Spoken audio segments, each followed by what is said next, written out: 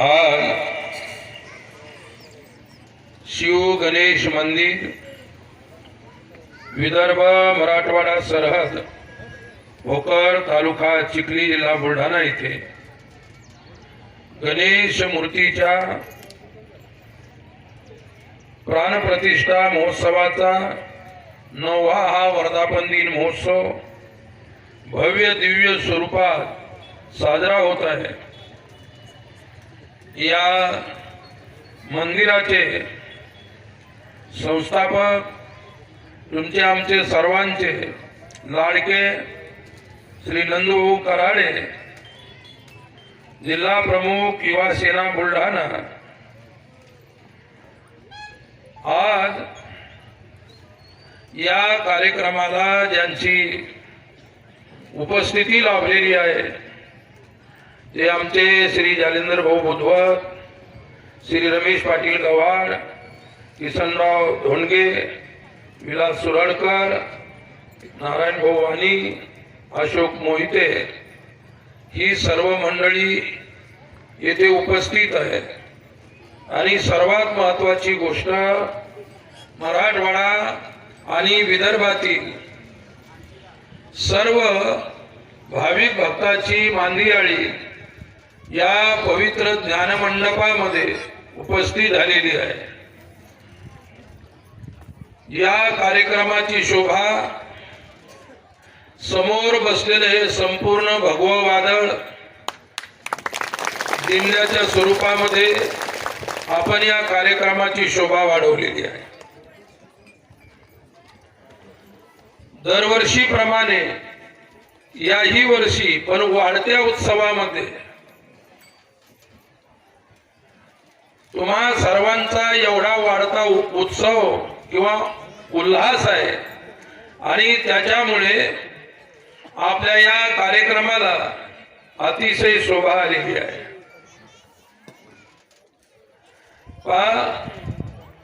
कोणताही कार्यक्रम ज्याचा प्रारंभ सुरुवात गरिबीतून होतो तोच कार्यक्रम एक दिवस महाश्रीमंत होत असतो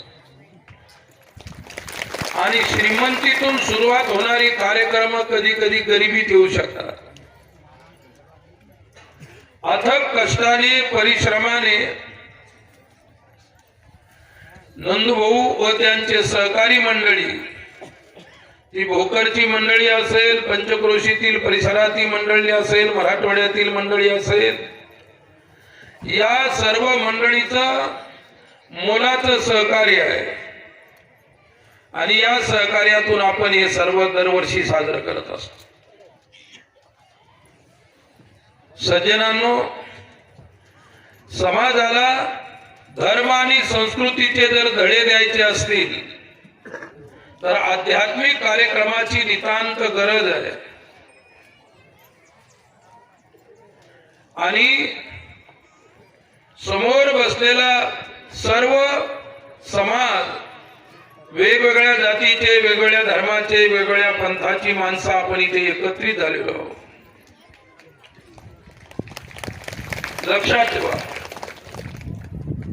रात्री आम्ही परभणी जिल्ह्यामध्ये तुळजा भवानी साखर कारखान्यावर महाराष्ट्र राज्याचे मंत्री सौ मेघना दीदी बोर्डीकर यांचा भव्य दिव्य वाढदिवस साजरा झाला।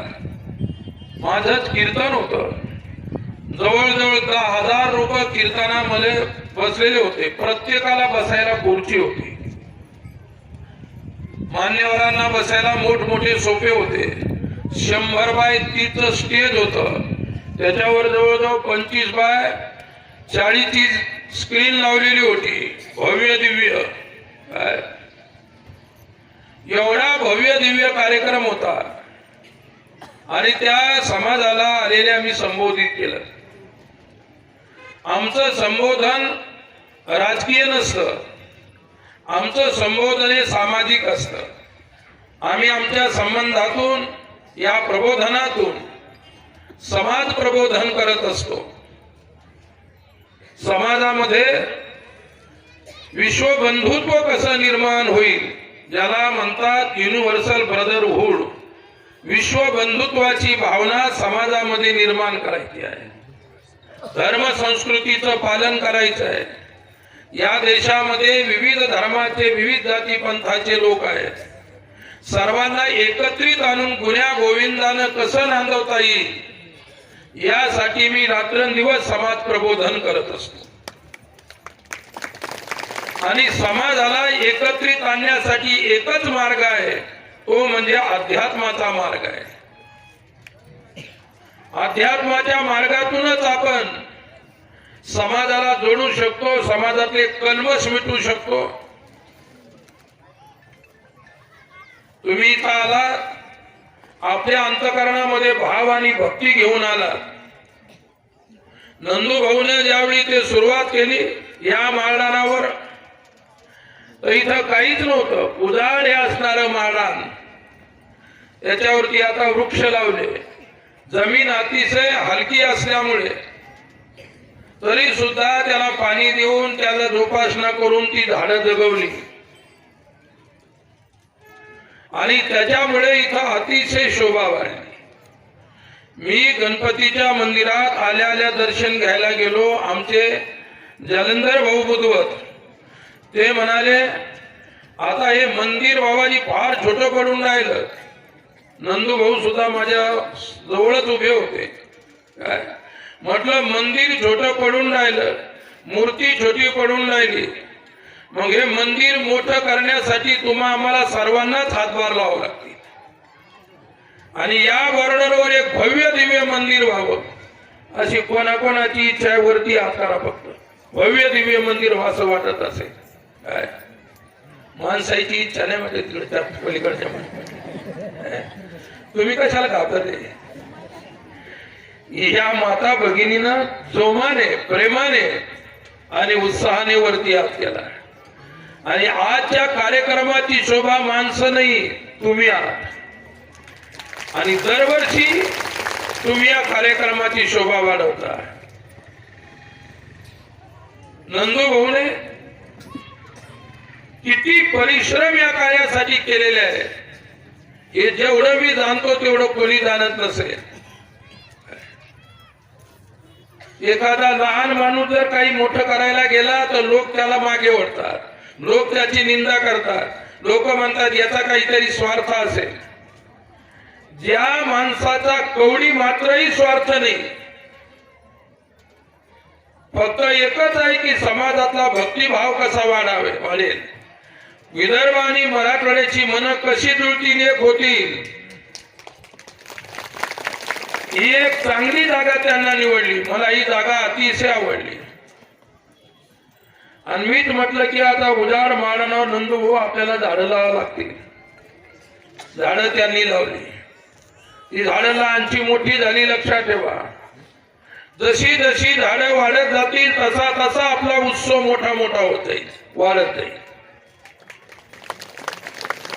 इथं आपल्याला काही वडांची झाडं लावायची आहेत, काही पिंपळाची झाडं लावायची आहेत, काही जांभळीचे असतील, काही उंबर असतील, ज्याला अतिशय कमी पाणी लागतं आणि जी मोठी होतात त्याची सावली सुद्धा मोठी होते.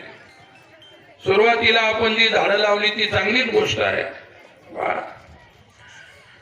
इथून जाणाऱ्याचं मन मंदिराकडे, छोटस मंदिर आहे, परंतु मंदिर निर्माण करणाऱ्याचं प्रेम फार मोठं आहे. लक्षात ठेवा. आश्रमापासून तर इथपर्यंत पोस्टर आहेत, हे सर्व काही एवढं सजवलेलं आहे. हे सामान्य गोष्ट नाही. उभं करणं ही फार त्या ठिकाणी मोठी गोष्ट आहे. हळूहळू हळूहळू त्या ठिकाणी विकास जरूर होणार आहे. लहान मंदिराचं मोठं मंदिरही सुद्धा होईल. सांगण्याचं तात्पर्य एवढंच आहे, ज्याच्यासाठी आपण दरवर्षी इथे आपली उपस्थिती देत असता, तुमची सर्वांची उपस्थिती अतिशय मोलाची आहे.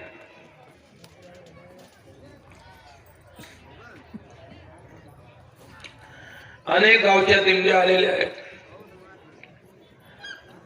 त्या दिंड्यांनी या कार्यक्रमाची शोभा वाढवली. महिला भगिनीने केसरी वस्त्र, ज्याला आपण भगवे वस्त्र म्हणतो, ते भगवे वस्त्र परिधान करून शिष्टीमध्ये भजन म्हणत म्हणत म्हणत मलाही सुद्धा त्या टेकडीपासून तर या स्थळापर्यंत सर्वजण इतकं प्रेम आणि उमंग प्रत्येकाच्या मनामध्ये होती. तुमच्या प्रेमाचा आणि उमंगीचा खरोखर मी आदर करतो, सत्कार करतो. धर्म संस्कृती जर जागी ठेवायची असेल तर आजही मठ मंदिराची नितांत गरज आहे.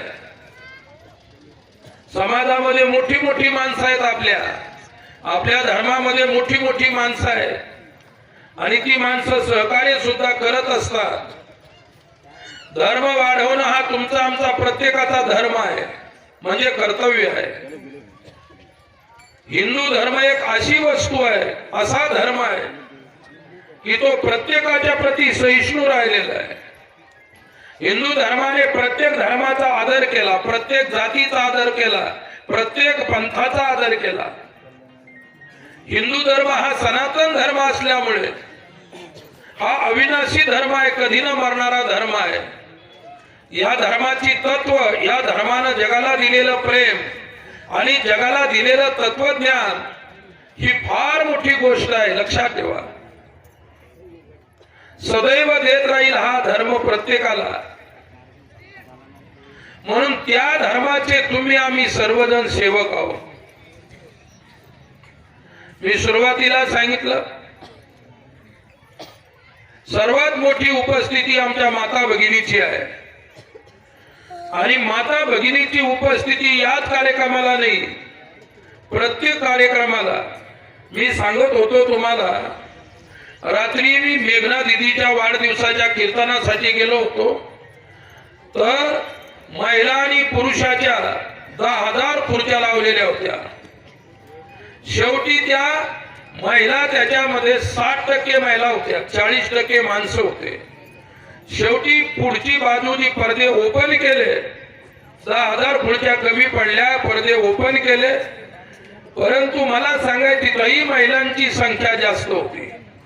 एक महिला महाराष्ट्र राज्याची बांधकाम मंत्री, महिला व बाल विकास कल्याण मंत्री, सार्वजनिक बांधकाम मंत्री, 5 ते 7 खाते तिच्याकडे आहेत.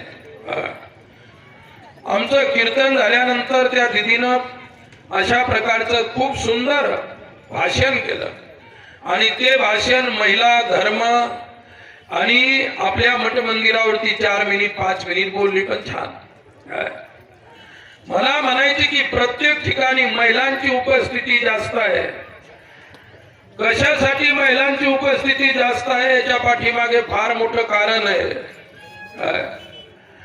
राष्ट्र सुखात आहे, कधी राष्ट्रावर संकट येऊ शकते आणि भविष्यामध्ये राष्ट्राचा उद्धार, उन्नती आणि विकास जर साधायचा असेल तर सर्व राष्ट्रवासियांचं प्रेम राष्ट्राच्या प्रती असलं पाहिजे.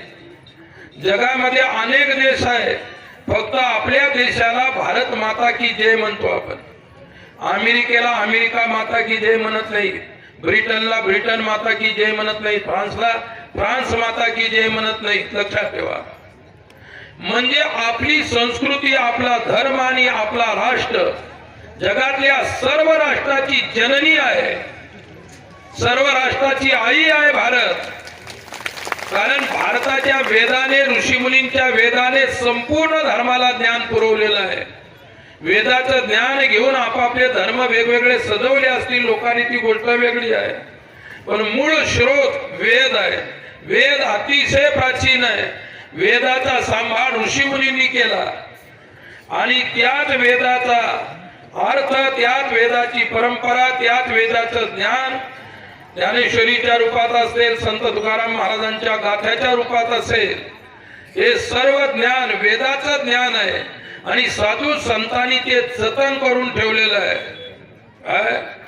इथं नंदू भाऊला दुसऱ्या प्रकारचाही इथे कार्यक्रम करता आले असते, परंतु त्यांनी कार्यक्रमाचं फाउंडेशन अध्यात्म ठेवलं आणि अध्यात्म या कार्याचं फाउंडेशन ठेवल्यामुळे हे कार्य इतकं वाढत जाणार, इतकं महान होणार, लक्षात ठेवा, याची परिसीमा राहणार नाही. कार्यक्रमाच्या पाठीमागे नंदुभाऊ असतील, त्यांचे सहकारी असतील, सर्वांची निष्काम भावना आहे. या कार्याच्या पाठी निष्काम त्याचं प्रेम आहे. काय 2 वर्ष तर तो नंदू नुसता रडत राहिला, लोकांनी इतका छेडखाण केली त्याला. काय आणि ज्या दिवशी कोणीही व्यक्ती चांगल्या मार्गावर जर अग्रेसर होत असेल तर समाजानं नेहमी त्याचे पाय तोडायचं काम केलेलं आहे. आणि हा नंदूभाऊचा आमचा अनुभव आहे. मी त्याला एकच सांगितलं, नंदूभाऊ फक्त घाबरायचं नाही, काय पाऊल रोवून चालायचं आहे, डगमगायचं नाही. माणूस न डगमगल्यामुळे तुम्हा आम्हा सर्वांना त्यांनी इथं एकत्रित केलेलं आहे. सज्जनांनो, मला एवढं सांगायचं, आम्हा साधू संतांना एकच फक्त त्या ठिकाणी चिंता असते, ती म्हणजे समाजाची. समाजाला आपलंसं करून घ्यायचं आहे. समाजामध्ये कधी कोणत्याही प्रकारचा भेदभाव वाढवायचा नाही, जाती जातीमध्ये भेद करायचा नाही, पंथामध्ये भेद करायचा नाही. आपण आपल्या राष्ट्रामध्ये विखुरल्या गेल्यामुळे इतरांना इथे चान्स सापडतो आपल्यामध्ये विक्षेप उभा करण्यासाठी. परंतु ज्या दिवशी आपल्या राष्ट्राचे पंतप्रधान, ज्या कार्यक्रमाला मी स्वतः हजर होतो, रामरायाच्या मूर्तीची स्थापना झाली, त्यावेळी देशाची अखंडता व एकता पाहायला मिळाली. हा देश एक राहायला पाहिजे, अखंड राहायला पाहिजे. या देशाचं जे तत्वज्ञान आहे ते फार उच्च कोटीचं तत्वज्ञान आहे. या देशाला समग्र विश्वाला गुरुता दिली, सौहार्द दिला, प्रेम दिलं, सहिष्णुता दिली. काय अरे अनेकाची ओझी यानं पेलली. 2000 वर्षापूर्वी इस्लाम आला, त्याच्यानंतर इंग्रज आले आणि त्या लोकांनी आमच्यावर अटॅक जो केला, तो धर्म, मठ, मंदिर ही कशी पाळल्या जातील, हिंदू धर्माचा विनाश कसा केला जाईल, त्या लोकांनी याच्यावरती भर दिला. परंतु या धर्मामध्ये वेळोवेळी महापुरुष जन्माला आले आणि त्या महापुरुषांनी या राष्ट्राला, राष्ट्राच्या धर्माला वाचवण्याचा प्रयत्न केला. धर्म सनातन असल्यामुळे अविनाशी आहे. तुमच्या धर्माला कोणीही मारू शकत नाही, लक्षात ठेवा. तुमच्या धर्माला कोणीही मारू शकत नाही.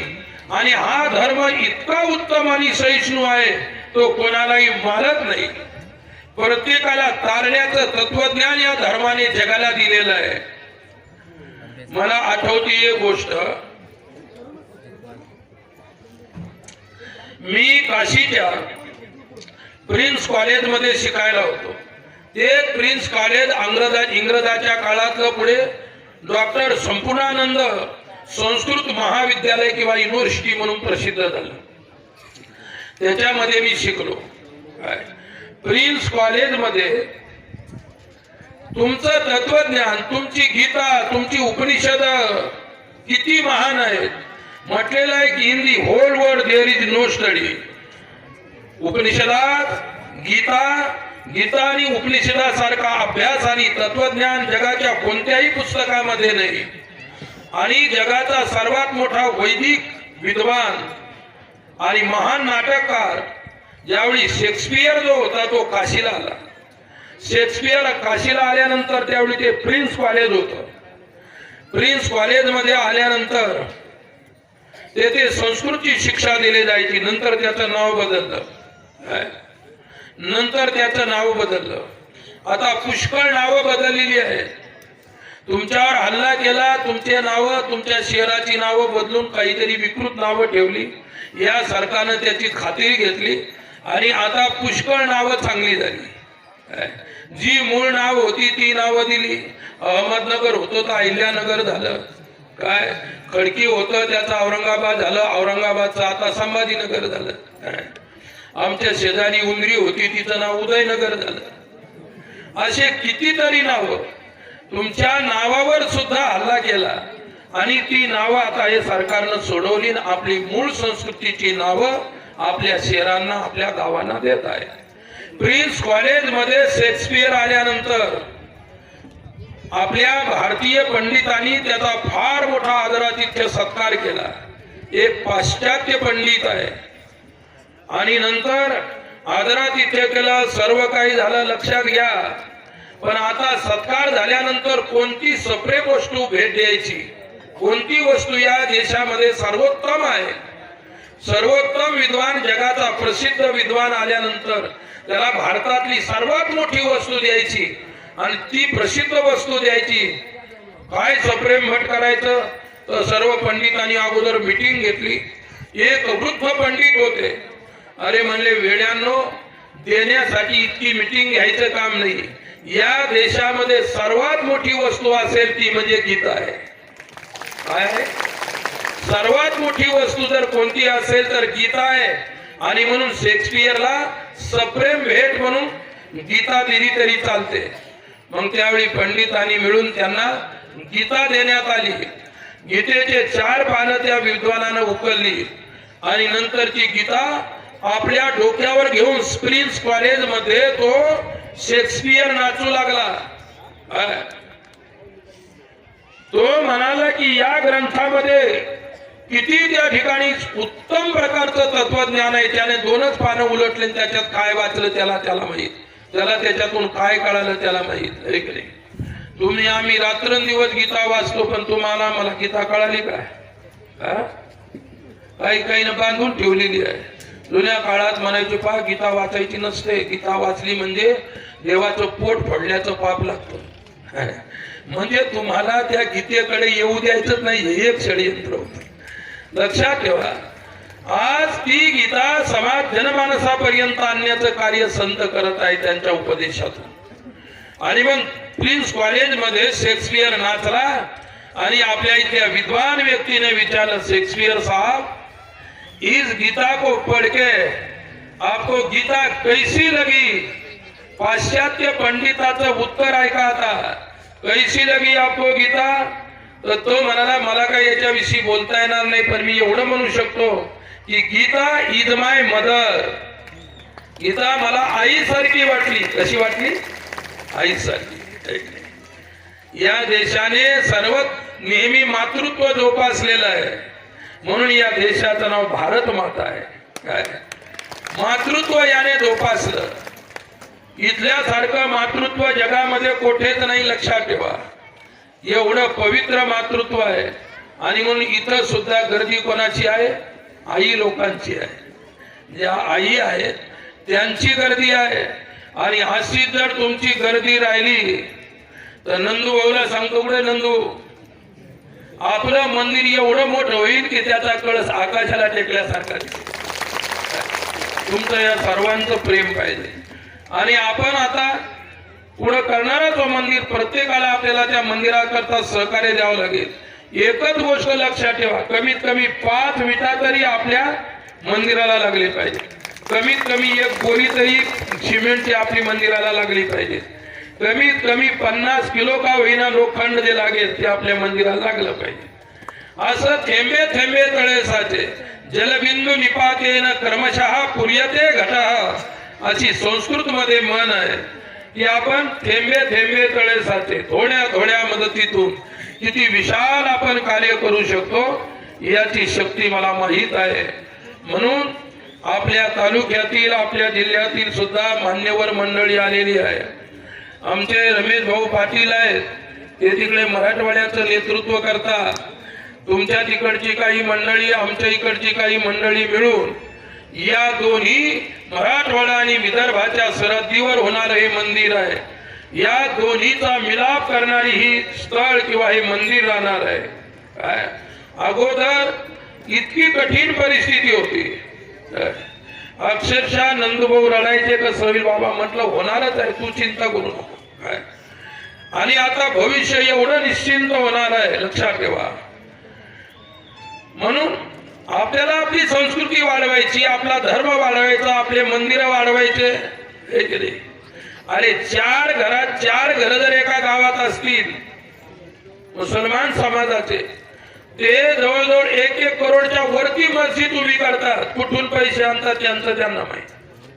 मला काही त्याच्यावर काही भाष्य करायचं नाही. म्हणून त्यांचा तरी एक आदर्श घ्या. 5-10 घरं असतील तर ते घरं एवढं मोठं मस्जिद उभी करतात, त्यांची प्रार्थना स्थळ. मग तुम्ही आम्ही का लहान आहोत का?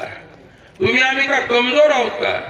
मग कुठेही धर्मस्थळ उभे असतील तर धर्मासाठी मुक्त असताना मोकळ्या हाताने मदत करा, जेणेकरून तुमच्या धर्माचं प्रतीक मंदिर आहे.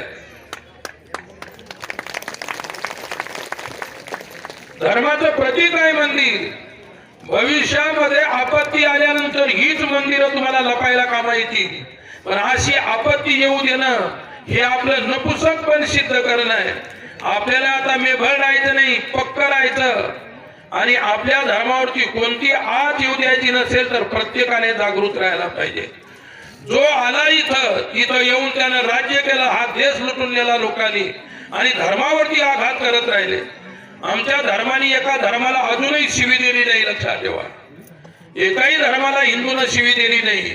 पण हिंदूचेच मठ मंदिरं तोडण्याचा प्रयास लोक करतात. त्यांनाही ईश्वराने सद्बुद्धी द्यावी. मला म्हणायचं की बहुविध जातीपंथानं नटलेला हा देश आहे. सर्वांना जरी इथे गुन्ह्या गोविंदानं राहायचं असेल तर आपले विचार चांगले ठेवावे लागतील. आपले विचार संकोची, दुसऱ्याला तोडण्याचे, मारण्याचे विचार, हेच विचार घातक असतील. म्हणून प्रत्येकाने आपल्या धर्माच्या प्रती निष्ठा ठेवणं हे प्रत्येकाचा धर्म आहे, कर्तव्य आहे. आणि आपल्या कर्तव्याची जागृती व्हावी त्याच्यासाठी अशा प्रकारचे हे कार्यक्रम केल्या जातात की जेणेकरून या कार्यक्रमाच्या निमित्ताने तुम्ही आम्ही येतो. 1984 साली कुंभ होता. यावर्षी सुद्धा कुंभ झाला. महान विशाल कुंभ. 40 करोड लोकांचं टार्गेट होतं. लोक 80 करोड झाले, डबल झाले. 1 अब्ज लोकांपर्यंत शेवटपर्यंत ही संख्या कुंभात गेली. आणि कुंभात जाणाऱ्यांनी असं म्हटलं नाही की आम्हाला ही सुविधा मिळाली नाही. इतक्या लोकांची सुविधा कुंभामध्ये होते. संपूर्ण जगातले साधू संत तेथे आले. प्रत्येक धर्मातले लोक तेथे नतमस्तक व्हायला आले आणि एवढा मोठा कुंभ साजरा केला. 1984 साली मी स्वतः कुंभामध्ये होतो. आणि इंग्रज पत्रकार, बाहेरच्या देशातले पत्रकार आले इथे. आणि पत्रकार आल्यानंतर त्यांनी पाहिला माहोल की 10,000 लोक एका पंक्तीत बसून जेवतात. जगात असा कोणता देश नाही की तिथे 500 लोक एकत्र येऊन जेवतात म्हणून पंक्तीमध्ये बसून. त्या पत्रकाराला विचारलं आपल्या इथल्या पत्रकाराने की तुम्हाला काय विशेष वाटलं? ते म्हणजे आम्हाला एकच विशेष वाटलं, हजारो लोक एका पंक्तीत बसून गुन्ह्या गोविंदाला जेवतात आणि याच्यापेक्षा कोणतं मोठं प्रेम जगामध्ये नाही. आम्ही या भारताच्या समाजातून प्रेम अनुभवलं. काय अनुभवलं? प्रेम अनुभवलं. तसं आपल्याला इथंही जो प्रोग्राम होतो, जो कार्यक्रम होतो, त्याच्यातून प्रेम अनुभवायचं आहे. तुम्ही महिलांनी दिंड्या आणल्या आहे की नाही? प्रत्येकीच्या जवळ प्रत्येक दिंडीला विणा आहे, टाळ आहे, मृदंग आहे, पकवाज आहे. गुन्ह्या गोविंदाने वाजत गात नाचत परमेश्वराचं नाम गीत गात तुम्ही इथं आलात. या भूमीची, या कार्यक्रमाची शोभा वाढवली. आणि मला एकच सांगायचं की शेवटी पुष्कळ बोललो मी. मला आता 2 शब्दात फक्त संपवायचं आहे.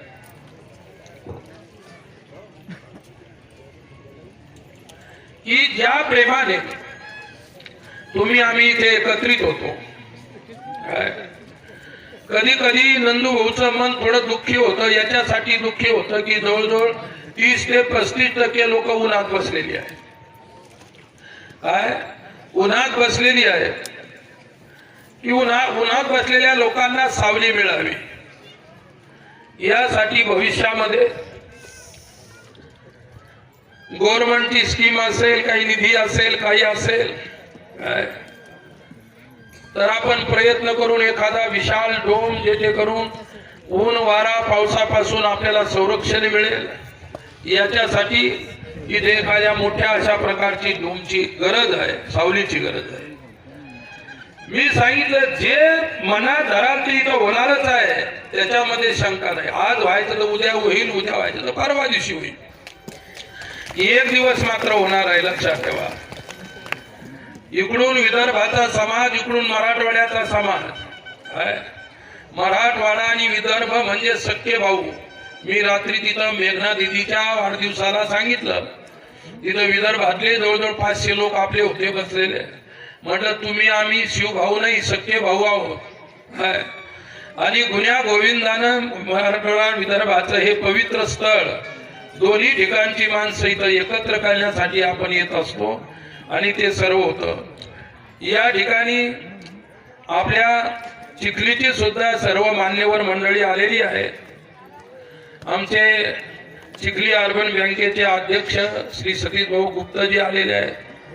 आमचे आदर्श विद्यालयाचे अध्यक्ष रामकृष्ण दादा सुद्धा आलेले आहेत. आमचे त्या ठिकाणी अंबिका अर्बन बँकेचे अध्यक्ष श्री विजूभाऊ कोठारीजी सुद्धा आलेले आहेत. अनेकाची मला नावही माहीत नाही, ते सुद्धा आलेले आहेत. लक्षात ठेवा, जी अगोदर आली होती बुधवंत भाऊ वगैरे, यांच्याही विषयी मी अगोदर तुम्हाला सांगितलेलंच आहे. आणि जे काही मान्यवर मी नाव घेऊ शकलो नाही, परंतु ते सुद्धा इथे उपस्थिती त्यांची लाभलेली आहे. आणि ही आदरणीय उपस्थिती या कार्यक्रमाचं भविष्याचं द्योतक आहे, या भविष्याच्या कार्याची चेतना आहे. आणि ती चेतना सदैव अशाच प्रकारची राहील असा मी नंदूभाऊला व नंदूभाऊच्या सर्व कार्यकर्त्यांना आशीर्वाद देतो. काय की तुम्ही जे उभं केलेलं आहे ते तुमच्या मनापेक्षाही चांगलं होईल याचा मला 100% विश्वास आहे. फक्त त्या ठिकाणी निष्काम भावनेनं समाजावरती जे तुम्ही प्रेम केलेलं आहे त्या प्रेमाला कधी तुटू द्यायचं नाही. समाजाचा विश्वास न तुटणं हीच आपल्या कार्याची खरी पावती आहे. आणि ती पावती नंदूभाऊ तुम्ही घेतलेली आहे, पुढे ती पावती टिकून ठेवायची आहे. आलेले सर्व जे काही आपले मान्यवर आहेत, भक्त आहेत, या ठिकाणावरती प्रेम करणारे विदर्भ आणि मराठवाड्यातली मंडळी आहे. आणि सर्वात ज्यांची शोभा ज्यांनी वाढली ते आमच्या सर्व माता भगिनी, महिला भगिनी आहेत. तुमच्या कर्तृत्वातून पुन्हा तुमची गर्दी का होते मी नेहमी अध्ययन करत असतो. देशाला अजूनही सुपुत्रांची गरज आहे. आणि या मावळ्या एवढा परमार्थ करून राहिल्या, भविष्यात यांच्या पोटी असे सुपुत्र जन्माला येतील ते राष्ट्र व धर्माचं पालन करतील. त्याच्यामध्ये कोणी महाराणा प्रताप असतील, छत्रपती शिवराय सारखे लोक असतील, छत्रपती संभाजी महाराजांच्या सारखे सुपुत्र तुमच्या पोटी भविष्यातल्या राष्ट्राला उन्नत करण्यासाठी जन्माला यावे अशी परमेश्वराच्या चरणी प्रार्थना करतो. आणि माझ्या शब्दांना पूर्ण विराम देत असताना पुन्हा एकदा जी भावना बुधवत भाऊने इथे मला बोलून दाखवली की मंदिर मोठं झालं पाहिजे, तर आपल्याला सर्वांना प्रयास करून खरोखर या मंदिरात 2 माणसं गेले की तिसरा माणसं येऊ शकत नाही. निदान 30-35 तरी माणसं या मंदिरात मोकळी पूजा व उभे राहिले पाहिजे. त्याच्यापुढे सभा मंडप झाला पाहिजे. आणि होईल याचा मात्र नंदूभाऊ व त्यांच्या सर्व सहकार्यांना आशीर्वाद देतो. होणारच आहे, त्याच्यामध्ये कसल्याही प्रकारचा संदेह नाही. पुनः एकदा आलेल्या सर्व मान्यवरांच्या प्रेमाचा खूप खूप आदर करतो. माता भगिनींनी इथे जी शोभा वाढवली, तुमच्याही प्रेमाचा आदर आणि सत्कार करतो. उपस्थित असणाऱ्या सर्व भक्तांच्या प्रेमाचा आदर करतो. अशाच प्रकारची उपस्थिती आणि प्रेम सदैव या कार्याच्या, या स्थळाच्या पाठीमागे असू द्या एवढी आशा करतो व थांबतो.